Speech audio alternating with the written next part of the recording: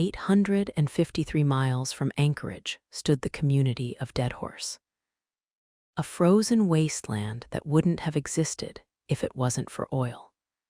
Charlie listened to the words of the special agent in charge of the FBI and shivered at the thought of visiting such a desolate region of America.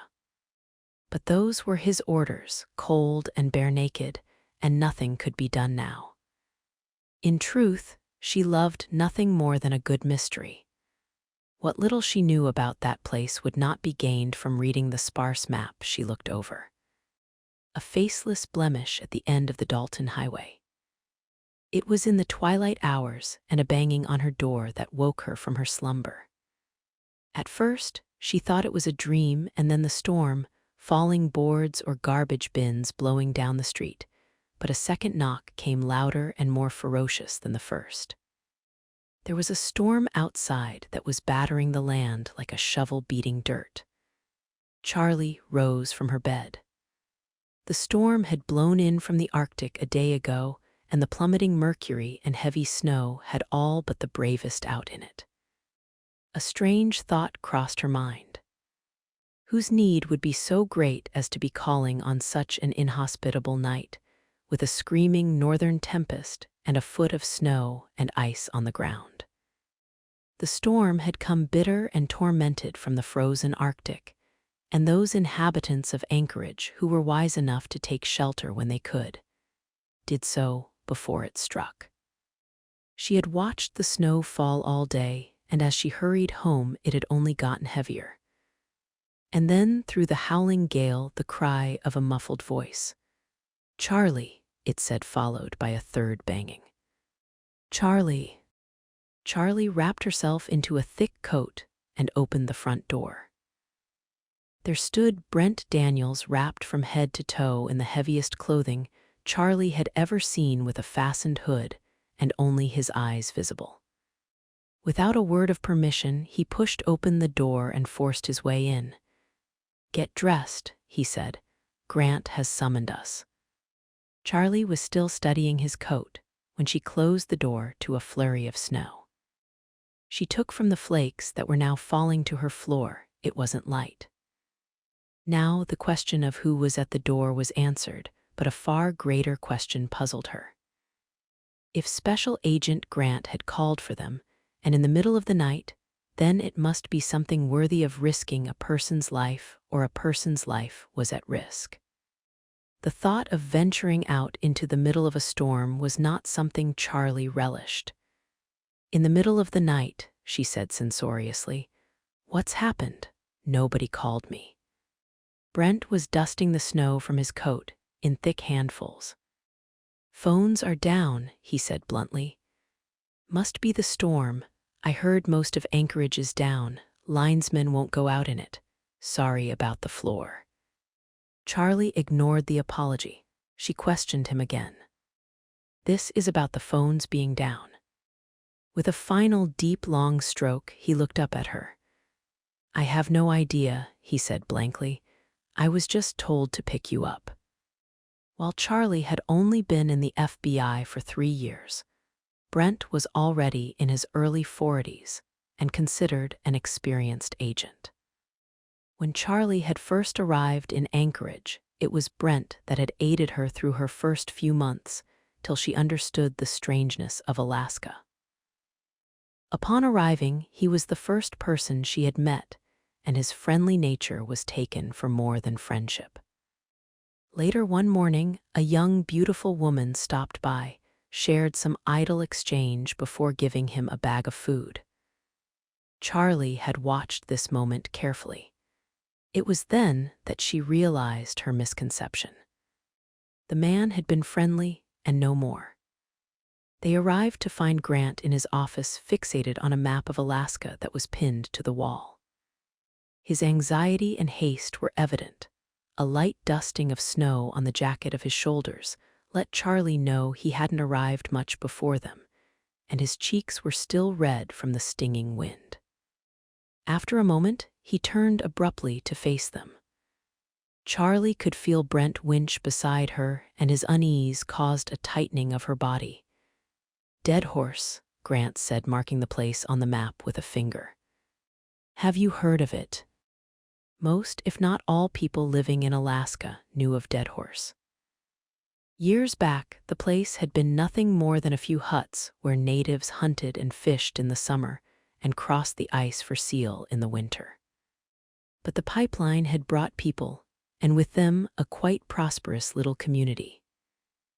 After that, coffee shops, hotels, restaurants, and bars had all sprung up to accommodate the tourists that now flocked to Prudhoe Bay. Most came in the summer, but those adventurous or crazy enough traveled the frozen, deadly roads in winter. Accidents were common, and stories of ill-prepared fools running out of gas with their occupants freezing to death, only to be found days or weeks later, weren't common, but it had happened. Charlie had never visited Dead Horse, and with the blizzard raging outside, she hoped the urgency of the meeting had nothing to do with it. I know of it, Brent answered. It's a village at the top of Alaska. Is there a problem there? It's a community, not a village, Grant corrected his mistake. And there's been no word for a week now from it. Charlie had wished Brent had not asked the question. Brent looked thoughtful for a moment. Perhaps the storm has knocked out the phone lines. Half the city is down at the moment. Grant moved to his desk and picked up a sheet of paper. It's not just some downed phone lines. This report proves different. He held out the paper as proof. A Coast Guard plane flew over it 2 days ago for half an hour and saw not a soul. No people on the streets, no vehicles moving, no fires burning. Simply nothing. Brent took the paper and his eyes fell upon it. As he read, his face grew more concerned with each passing second. Charlie looked at Grant. So, what are we going to do? She asked. In the time she had known Grant, he was never a man without an answer. His voice was firm in their words. We've been directed to investigate. Find out what is going on up there, and I'm sending you too. Again, the notion of visiting Dead Horse in the dead of winter was an unattractive thought.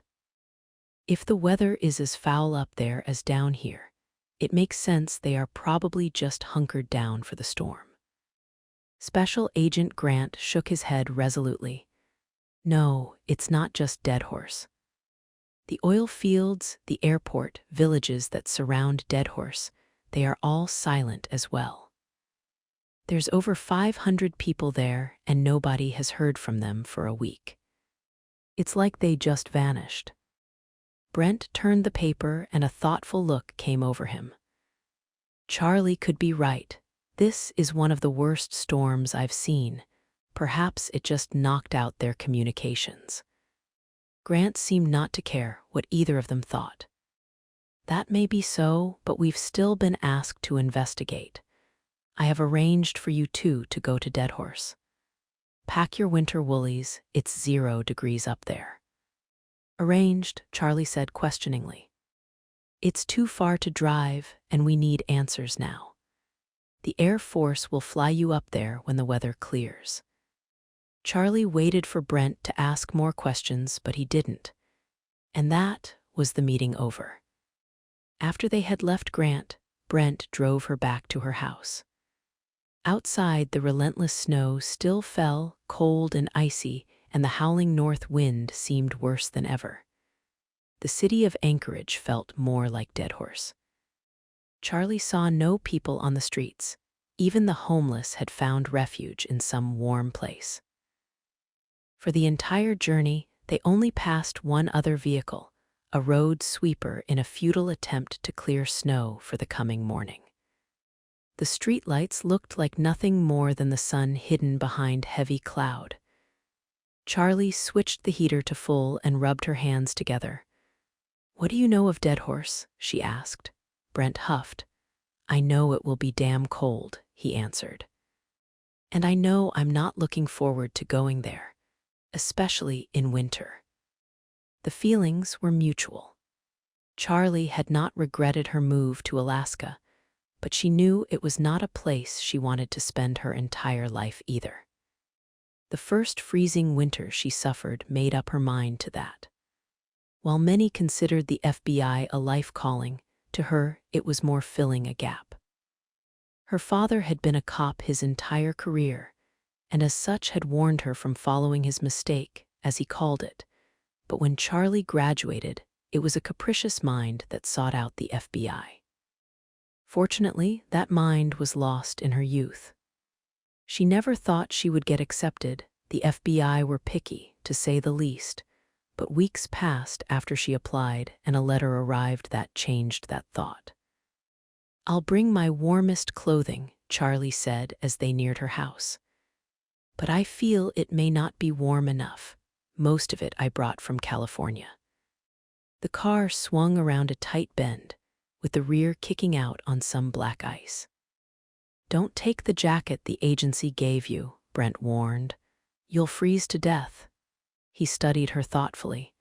"You're about the same height and weight as my wife. You can take one of her coats." This was the Brent she had known from the day they had met. His wife was a lucky woman to have such a kind man beside her, she thought. "You don't need to do that. I'm sure I can find something that will be suitable." Brent looked at her as if she had said something stupid. "We're going to northern Alaska. Prudhoe Bay can be colder than hell. It's below freezing up there, and that's during the day." "Hell is supposed to be hot," Charlie said. "I'm not having you freezing to death on me, Stratton." "My wife will be more than happy to give one." "You give her clothing away often." He glanced over a third time. "I know my wife." Charlie conceded. Maybe Brent was right. There was no getting out of the journey, and it was better to be warm than to suffer a fool's pride. "If she has an old one, then." Brent smiled at her decision. His wife gave Charlie a thick blue coat with a hood lined in thick fur, and when she put it on, it went down below her waist. Unexpectedly, she also gave Charlie a pair of thick fur gloves. After she collected a few things from her house, they drove out to Elmendorf Air Force Base. What had been left of the night was now gone, and as the weather cleared a little, they stood next to a C-17 cargo plane.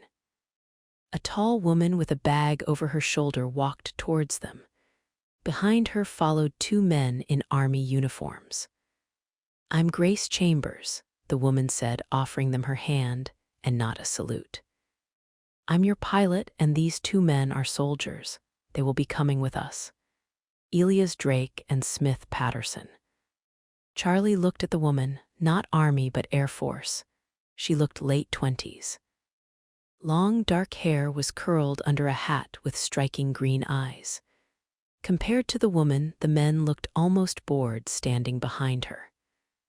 Charlie wondered why they needed soldiers.